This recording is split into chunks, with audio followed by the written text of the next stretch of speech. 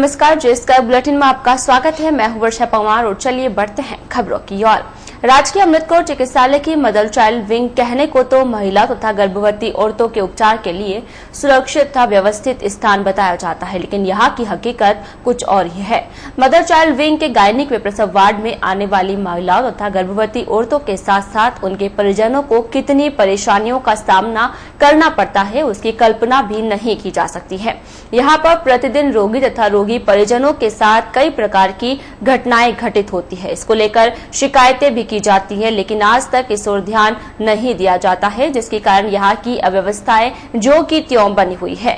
Wing में रोगी परिजनों के साथ साथ अन्य अस्पतालों से रेफर लेकर आने वाले 108 एम्बुलेंस चालक तथा एमटी को भी इन अव्यवस्थाओं का शिकार होना पड़ता है। यहाँ तक कि गंभीर रोगी के लिए भी समय पर ट्रॉली की सुविधा नहीं मिल पाती है, जिसके कारण रोगी के परिजनों तथा 108 एम्बुलेंस चालक तथा एमटी को स्वयं को ट्रॉली खींचकर रोगी को वार्ड या ऑपरेशन थिएटर तक पहुंचाना पड़ता है। बुधवार को भी मदर चाइल्ड विंग में ऐसा ही नजारा देखने को मिला। बुधवार को 108 एम्बुलेंस चालक महावीर प्रसाद तथा एमटी प्रवीण कुमार बुधवार सुबह 10:30 बजे जवाजा अस्पताल से गर्भवती महिला भगवती पत्नी संतोष कुमार को लेकर एकेश पहुंचे, लेकिन एमसीएच विंग के मुख्य गेट पर एक भी ट्रॉली मैन नहीं था। इधर उधर तलाश की गई, लेकिन ट्रॉली मैन का कहीं पर पता नहीं चला। गर्भवती महिला की हालत ज्यादा खराब होने के कारण चालक तथा एमटी ने बाहर खड़े 2-3 युवकों की मदद से ट्रॉली को खींचकर महिला को ऑपरेशन थिएटर तक पहुंचाया। बावजूद इसके वहां पर कोई भी ट्रॉली मैन नहीं पहुंचा। 108 एम्बुलेंस चालक महावीर प्रसाद ने बताया कि यहाँ पर आए दिन ऐसा ही होता है। यहाँ आते ही सबसे पहले ट्रॉली की व्यवस्था स्वयं को करनी पड़ती है। सबसे बड़ी परेशानी यह है कि रेफर होकर आने वाले रोगी की हालत खराब होती है, लेकिन यहाँ पर ध्यान नहीं दिए जाने के कारण स्वयं को ट्रॉली खींचनी पड़ती है। इस दौरान एमटी टिकट भी बनाता है और ट्रॉली भी खींचता है। मालूम हो कि मदर चाइल्ड विंग में एकेश प्रशासन ने विगत दिनों ट्रॉली मैन के रूप में महिलाओं को तैनात किया था। विंग में कुल 5 महिला ट्रॉली मैन तथा सुरक्षा कर्मी लगाए थे, लेकिन इन महिला ट्रॉली मैन की सेवाएं रोगियों को नहीं मिल पाती है, जिसके कारण रोगियों व परिजनों को भारी परेशानियों का सामना करना पड़ता है। सर 108 से रेफर लेके आए थे जवाजा से, बच्चा ट्विंस थे और यहाँ लाके गाड़ी कर दी, लेकिन ट्रॉली वाले को बोला कोई ट्रॉली वाला नहीं आया। फिर बाहर से 3 आदमी की मदद से उस पेशेंट को ट्रॉली में शिफ्ट करवाया।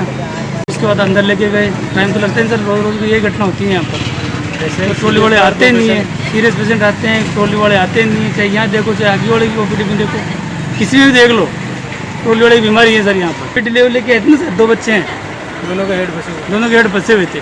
ट्रॉली की हमारी EMT जी ट्रॉली लाएँ या ओपीडी कटवाएँ, बताओ क्या क्या करें।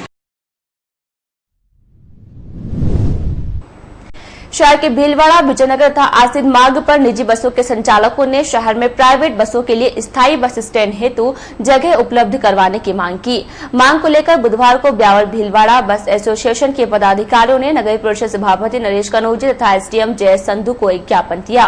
ज्ञापन में बताया गया कि ब्यावर शहर में पूर्व में पुलिस थाना ब्यावर सिटी के सामने प्राइवेट बस स्टैंड था, जिसे स्थानांतरित करते हुए शहर के विजयनगर रोड स्थित सुभाष उद्यान के यहाँ स्थापित कर दिया गया।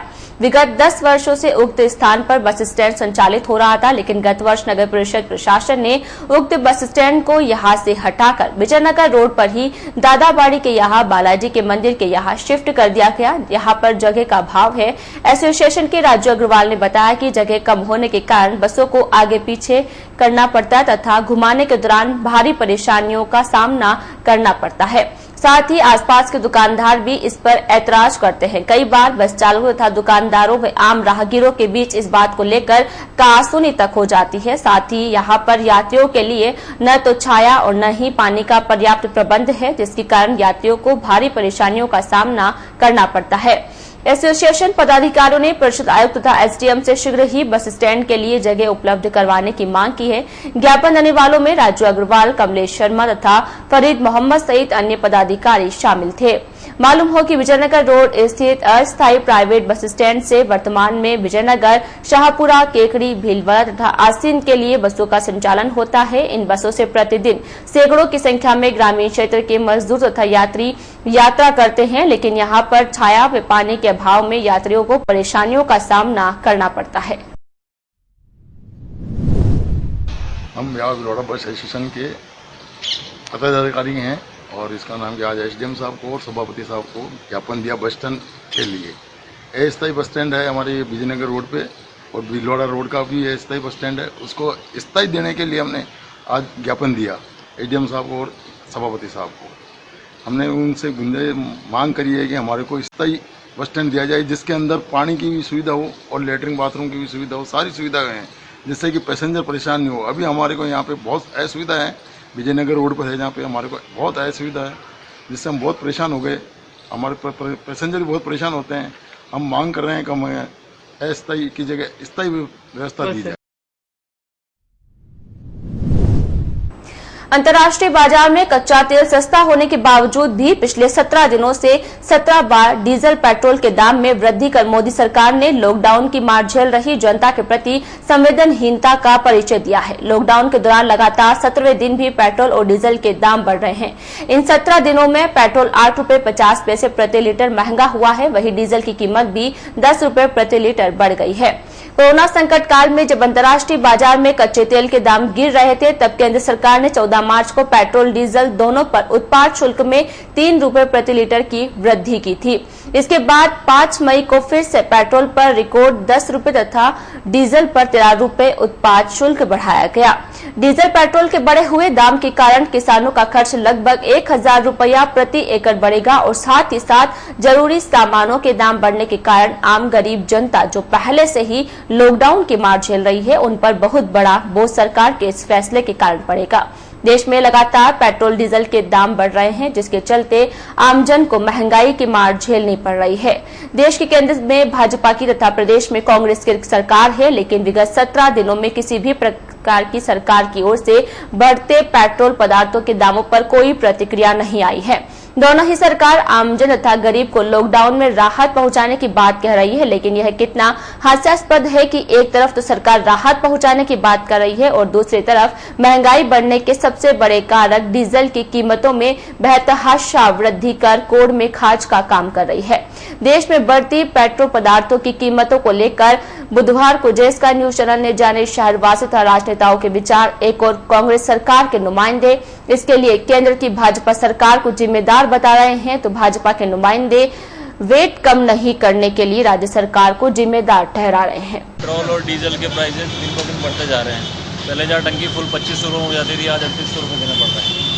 अभी वर्ल्ड वाइड देखा जाए तो क्रूड ऑयल के दाम ऑलमोस्ट लोएस्ट रेट पे है। इस हिसाब से पेट्रोल का दाम 50 रुपये से ज़्यादा नहीं हो सकता है। आज 80 रुपये का पेट्रोल भरवा रहे हैं, तो जीना मुश्किल हो गया। गाड़ी चलाए आदमी, पैदल चले, साइकिल ले ले, सरकार चाहती क्या है, डोंट नो। ये तो मेरी जैसे आदमी का हाल है जो एजुकेटेड है, जो अच्छी सर्विस करता है, अच्छी गाड़ी मेंटेन करता है। और जो डेली वेजेस वाले हैं, इनके पास मोटरसाइकिल्स हैं, इनके पास दूसरी छोटी बड़ी कारें हैं, वो लोग कैसे मेंटेन कर रहे हैं रोड में। ऊपर से कोरोना महामारी, एपेडेमिक, पता नहीं क्या क्या चल रहा है यहाँ पर।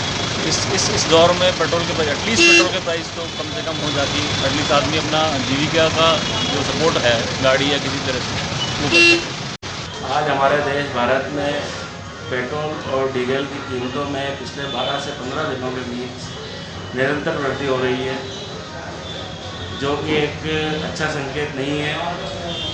पेट्रोल और डीजल के दाम निरंतर बढ़ने से पहले ही अर्थव्यवस्था तो जूझ रहे बाजार को और महंगाई का सामना करना पड़ेगा। तरह केंद्र के अंदर बैठी सरकार है, उस सरकार को ये भी नहीं महसूस हो रहा है कि राजस्थान और देश के अंदर जो डीजल और पेट्रोल के भाव बढ़ाए जा रहे हैं, जिससे आम जनता के ऊपर कितना भार पड़ रहा है। पहले ही आम जनता महंगाई से त्रस्त है। जिस तरह की कोरोना की जो बीमारी आई है, उस बीमारी से आम जनता इतनी दुखी हो गई है कि ये कोई व्यक्ति नहीं बता सकता है कि वो अपना जनजीवन कैसे समर्पित कर रहे हैं। जबकि केंद्र सरकार को जिस तरीके से ये घोषणाएं कर रहे हैं, उस तरीके से ये डीजल के भाव कम से कम सस्ते करने चाहिए, जिससे यातायात सस्ता हो, लोगों को ऊपर इस महंगाई का भार ना पड़े और लोगों को कई चीज़ों को राहत मिले। पर ये केंद्र सरकार सिवाय झूठी वावा और झूठे चश्मा पहनकर बैठी है और आने वाले समय में जनता खुद चाहती है कि कब चुनाव आए और इन्हें जवाब दें, क्योंकि जनता बड़ी तरस हो चुकी है कि राजस्थान के अंदर जो जिस तरह हमारे मुख्यमंत्री जी ने आम गरीब आदमियों को जो सहायता देने के प्रयास किए, वैसे केंद्र सरकार को बैठ के वहाँ राजनीति नहीं करनी चाहिए और ऐसी चीज़ों के दाम और कम करने चाहिए। जिस हाल ही के अंदर जो डीजल और पेट्रोल के जो दाम बढ़ रहे हैं, इसकी वजह से आम जन को बहुत ज़्यादा बोझ पड़ रहा है उसके ऊपर, क्योंकि डीजल बढ़ने से एक ट्रांसपोर्टर जो चलता है, ट्रक चलती है, गाड़ी चलती है, इसमें भाड़ा बढ़ेगा तो आम पब्लिक के ऊपर इसका प्रभाव पड़ता है। हर चीज़ महंगी होगी। और मैं तो राज्य सरकार से ये मांग करूँगा कि भाई डीजल के अंदर जो टैक्स है, जो वेट है, इसको कम करें, जिससे आम पब्लिक को फ़ायदा हो। और कभी कोरोना के अंदर ऐसे भी राजस्थान की पब्लिक या हिंदुस्तान की पब्लिक के अंदर बहुत ज़्यादा बोझ आ चुका ऊपर, व्यापार सारे बंद हो गए, चौपट हो गए, लेकिन अब ये व्यापार चालू है। तो राज्य सरकारें इस पर वेट कम करें, ना कि केंद्र सरकार के ऊपर किसी तरह का आरोप प्रत्यारोप करें। शहर के मुख्य डाकघर के सामने स्थित एसबीआई बैंक की मेन ब्रांच बुधवार को 14वें दिन खुली। हालांकि बुधवार से खुली ब्रांच में केवल इलेक्ट्रॉनिक कार्य ही किए गए, मैनुअल काम पर अभी भी पाबंदी है। बुधवार से खुली शाखा में उपभोक्ताओं के चेक जमा करने, चेक बुक जारी करने सहित अन्य इलेक्ट्रॉनिक संबंधी कार्य ही किए गए। संभवतया अगले सप्ताह से बैंक में आम लेन देन का कामकाज भी शुरू हो सकता है। बैंक खुलने के दौरान बैंक का एटीएम भी शुरू हुआ, लेकिन एटीएम में बैंक प्रबंधन की लापरवाही दिखाई दी।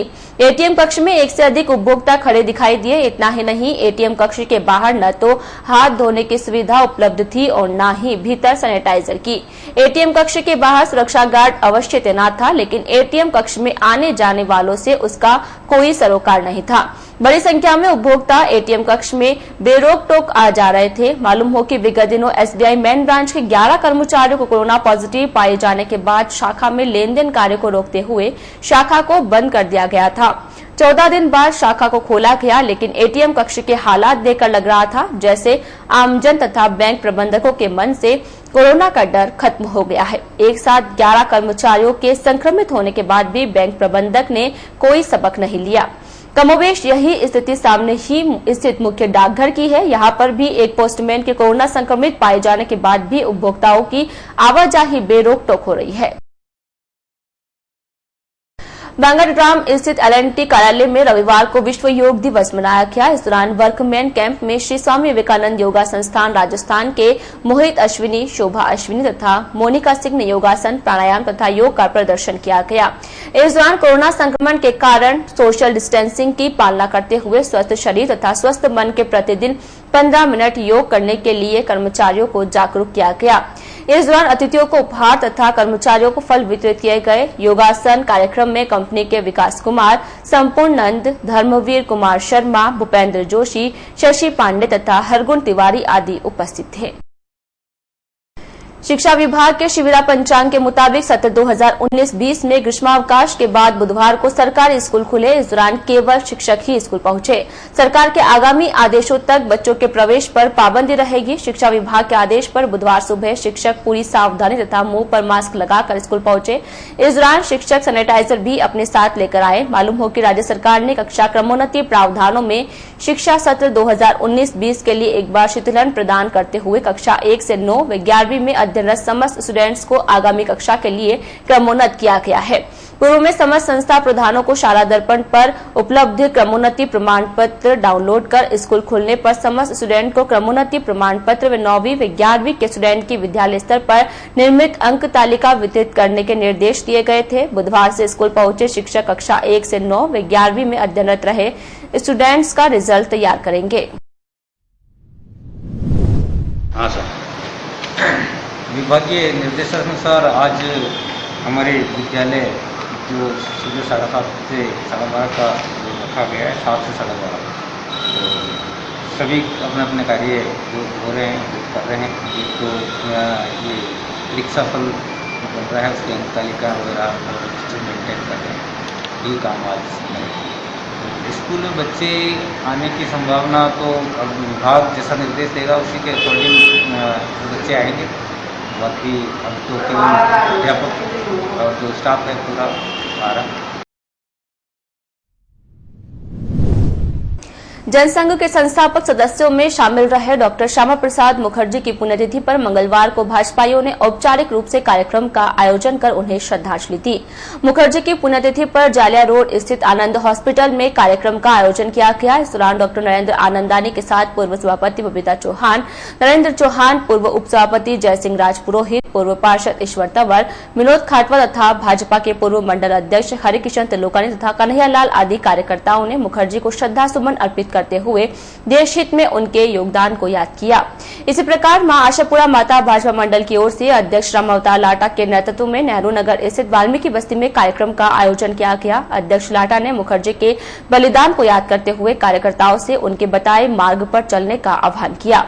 कार्यक्रम में अनुसूचित जाति मोर्चा के जिला अध्यक्ष चेतन गोयल, प्रमोद शर्मा, रामस्वरूप तंबोली, भावेश कंगवानी, सज्जन सिंह रावत, दिलीप शर्मा, मुकेश घावरी, संजय चंडालिया, अरदास पंडित, खुशहाल मल्होत्रा उपस्थित थे। इसी क्रम में महाराणा प्रताप मंडल की ओर से भी मुरारका भवन में कार्यक्रम का आयोजन कर मुखर्जी को याद किया। के बाद स्वागत है आपका। राजस्थान सरकार की ओर से कोविड-19 जागरूकता अभियान के तहत विभिन्न विभागों की ओर से आमजन को जागरूक किया जा रहा है। इसी क्रम में बुधवार शाम को राजस्थान पुलिस की ओर से जागरूकता रैली निकालते हुए फ्लैग मार्च किया। बुधवार शाम को 4:30 बजे सिटी थाने के सामने से शुरू हुई जागरूकता रैली के उपखंड अधिकारी जय संधु ने हरी झंडी दिखाकर रवाना किया। सिटी थाने से प्रारंभ हुई जागरूकता रैली भगत चौराहा से सिटी सिनेमा, चांग गेट, लोहरान चौपड़, माल्यान चौपड़, तेलियान चौपड़ से भारत माता सर्किल तथा यहाँ से पुनः लोहरान चौपड़ होते हुए पंडित मार्केट से फतेहपुरिया चौपड़ से अजमेरी गेट होते हुए पुनः सिटी थाने पहुंची। डिप्टी हीरालाल सिंह तथा राणा थानाधिकारी रामेंद्र सिंह हड़ा के नेतृत्व में निकाली गई रैली का शहर के विभिन्न स्थानों पर व्यापारियों, विभिन्न सामाजिक संगठनों के पदाधिकारियों ने पुष्प वर्षा करते हुए स्वागत किया। इस दौरान कई स्थानों पर दुकानदारों ने थाली व ताली बजाकर भी इन कोरोना योद्धाओं का स्वागत किया। रैली के दौरान पुलिसकर्मी तथा पुलिस मित्र शहरवासियों को कोरोना संक्रमण से बचाव के लिए बार बार हाथ धोने, मुंह पर मास्क लगाने तथा 2 गज की दूरी बनाए रखने के नियम की पालना करने के लिए प्रेरित किया। इस दौरान एक वैन पर लगे माइक से संक्रमण से बचने की जानकारी प्रसारित की जा रही थी। साथ ही पुलिस मित्र अपने हाथों में संक्रमण से बचाव के लिए दी गई जानकारी के बैनर लिए हुए चल रहे थे। जागरूकता रैली में शामिल पुलिसकर्मी तथा पुलिस मित्र कदम से कदम मिलाते हुए शहरवासियों को कोरोना वायरस के संक्रमण को गंभीरता से लेते हुए केंद्र व राज्य सरकार की ओर से जारी की गई एडवाइजरी की पालना करने का संदेश दे रहे थे। मिट जाए हस्ती मेरी चाहे इस जमाने। निकटवर्ती देवगढ़ कस्बे के करनी माता मैदान में बुधवार को विधायक सुदर्शन सिंह रावत ने प्रस्तावित मिनी खेल स्टेडियम निर्माण कार्य का शिलान्यास किया। इस दौरान विधायक रावत ने देवगढ़ नगर पालिका अध्यक्ष अंजना जोशी की अध्यक्षता में नींव का मुहूर्त करते हुए उपस्थित अधिकारियों को जल्द से जल्द कार्य पूर्ण करने के निर्देश दिए। इसके बाद विधायक रावत ने देवगढ़ करनी माता मैदान में प्रस्तावित निर्माणाधीन बास्केटबॉल ग्राउंड का निरीक्षण किया तथा प्रस्तावित गार्डन का भी जायजा लिया। इस दौरान विधायक रावत के साथ पार्षद राजेश मेवाड़ा, हंसराज कंसारा, जावेद अहमद, तेजपाल खोखर, ब्लॉक शिक्षा अधिकारी नारायण लाल जोशी, प्रधानाचार्य दीपक भारद्वाज, कोष दीनदयाल त्रिवेदी, नगर कांग्रेस अध्यक्ष प्रकाश नारायणिया, ब्लॉक अध्यक्ष भंवर सिंह चुंडावत, कोमल सिंह मेहता, चंद्र प्रकाश आच्छा, किशन लाल सालवी, पूर्व पार्षद मुकेश जोशी, इकबाल मोहम्मद, पंकज कोठारी, नरेश डाड, मांगीलाल माली, विपिन तिवारी, नितिन तिवारी, कुलदीप नारायणिया, राजेंद्र सुथार, कुंज बिहारी जोशी, मनोज भारद्वाज, हितेंद्र सिंह, अभिषेक जोशी, कमल छंगानी तथा मनोज त्रिवेदी सहित कई खेल प्रेमी व नगर के गणमान्य नागरिक उपस्थित थे। बुधवार को ही विधायक रावत ने गुरु जैन सौभाग्य गौशाला में पौधारोपण कार्यक्रम में मुख्य अतिथि के रूप में शिरकत की। इस मौके पर गौशाला में 500 पौधे लगाए गए, जिसमें विधायक रावत ने भागीदारी निभाई। इसके पश्चात उन्होंने गौशाला में गौमाता को दिए जाने वाले चारे आदि की व्यवस्थाओं का जायजा भी लिया तथा गौशाला संचालकों को आवश्यक दिशा निर्देश दिए। इसके पश्चात विधायक रावत ने जीर्णोद्धारित हुई राजकीय उच्च माध्यमिक विद्यालय देवगढ़ का भी निरीक्षण किया। विधायक रावत ने संस्था प्रधान से विधायक प्रबंधन व व्यवस्थाओं की जानकारी लेते हुए आवश्यक दिशा निर्देश दिए। इस दौरान विधायक रावत ग्रामीणों की समस्याओं से भी रूबरू हुए तथा ग्रामीणों की समस्याओं का त्वरित गति से समाधान किए जाने का आश्वासन दिया। शहर के पाली बाजार बुधवार को एक स्कूटर को साइड में करने की बात को लेकर एक यातायात पुलिसकर्मी की ओर से किए गए अभद्र व्यवहार तथा गाली गलौज की घटना के बाद पाली बाजार संघ के पदाधिकारियों व सदस्यों में आक्रोश व्याप्त हो गया। घटना को लेकर एसोसिएशन के व्यापारियों ने विरोध स्वरूप कुछ देर के लिए अपनी दुकानें भी बंद कर दी। घटना की जानकारी के बाद सिटी थाने से मौके पर पहुंचे पुलिसकर्मियों ने व्यापारियों से बातचीत करते हुए समझाइश की। इसके बाद आक्रोशित व्यापारी सिटी थाने पहुंचे तथा थानाधिकारी से बातचीत करते हुए घटनाक्रम की जानकारी दी तथा दोषी यातायात पुलिसकर्मी के खिलाफ कार्यवाही की मांग की। व्यापारी तथा भाजपा नेता तुलसी रंगवाला ने बताया कि बुधवार को पाली बाजार संघ के पदाधिकारी व दुकानदार पुलिस की ओर से निकाली गई जागरूकता रैली के स्वागत की तैयारी कर रहे थे। इस दौरान यातायात पुलिसकर्मी महादेव वहां पर पहुंचा तथा वहां श्रीमती अंजू देवी की प्लास्टिक की दुकान के बाहर खड़े एक स्कूटर को लेकर अभद्र भाषा में बातचीत करते हुए गाली गलौज करने लगा। रंगवाला ने बताया कि जब इस बात को लेकर संघ महामंत्री महेंद्र सिंह सिसोदिया ने इसका विरोध किया तो यातायात पुलिसकर्मी हाथापाई करने लगे तथा स्वागत के लिए मंगवाए गए फूल भी बिखेर दिए। इससे नाराज व्यापारियों ने अपनी दुकानें बंद कर दी और रैली का स्वागत भी नहीं किया। दुकानदार डूंगरमल ने भी बताया कि यातायात पुलिसकर्मी ने गाली गलौज करते हुए दुकान के बाहर से सामान हटाने की बात कही। उसके बाद दुकान के बाहर से सामान हटा दिया। उसके बाद भी वह अभद्रता करता रहा। बाजार के व्यापारियों ने दोषी यातायात पुलिसकर्मी के खिलाफ कार्यवाही की मांग को लेकर सिटी थाने में एक शिकायत भी दी है। प्रदेश में मानसून ने दस्तक दे दी है। मंगलवार से प्रदेश में सक्रिय हुए मानसून के बाद प्रदेश के कई जिलों में बरसात हुई। मानसून के सक्रिय होने के बाद ब्यावर शहर में भी बुधवार दोपहर बाद अचानक मौसम बदल गया। बदले मौसम के कारण आसमान में घने बादल छाने लगे और हवाएं चलने लगी। देखते ही देखते आसमान में घनघोर घटाएं छाने लगी और थोड़ी ही देर में आसमान से राहत के रूप में बरसात होने लगी। हल्की बूंदाबांदी के साथ शुरू हुई बरसात ने थोड़ी ही देर में झमाझम का रूप ले लिया। शहर में मानसून की पहली बरसात के कारण सड़कों पर पानी बहने लगा और मौसम सुहाना हो गया। बरसात के दौरान चली ठंडी हवा की बयार के चलते शहरवासियों ने दिन भर से तपिश से राहत महसूस की। उपखंड अधिकारी जय संधू ने बुधवार शाम को शहर के गणेशपुरा स्थित कोविड केयर सेंटर का निरीक्षण किया। पीपीई किट पहनकर पहुंचे एसडीएम संधू ने सेंटर में कोरोना संक्रमण से संक्रमित होकर उपचार करवा रहे रोगियों से आत्मीयता से बातचीत करते हुए सेंटर की व्यवस्थाओं के बारे में जानकारी ली। बातचीत के दौरान एसडीएम संधू ने प्रत्येक रोगी से बातचीत करते हुए उन्हें सेंटर पर दिए जाने वाले भोजन, दवा, हवा, पानी तथा रोशनी की व्यवस्था पर उनकी राय जानी। इस पर उपस्थित रोगियों ने सभी व्यवस्थाओं पर संतोष प्रकट किया। उपस्थित लोगों ने बताया कि सेंटर पर भोजन की गुणवत्ता श्रेष्ठ है। यहाँ कार्यरत चिकित्सा विभाग के कार्मिक भी हेल्पिंग नेचर से हैं। उन्हें समय समय पर दवाई आदि दी जाती है। इस दौरान एसडीएम संधू ने कोरोना संक्रमण के बारे में बातचीत करते हुए कहा कि घबराने की जरूरत नहीं है, केवल हौसला रखना है। हौसले के सहारे ही इस बीमारी को मात दी जा सकती है। उन्होंने उपचाररत सभी लोगों से आग्रह किया कि वे मेडिकल स्टाफ तथा यहाँ की व्यवस्थाओं में सहयोग बनाए रखे। अवश्य ही हम कोरोना को मात देकर अपने घर लौटेंगे। इस दौरान सभी लोगों ने तालियां बजाकर एसडीएम का धन्यवाद ज्ञापित किया।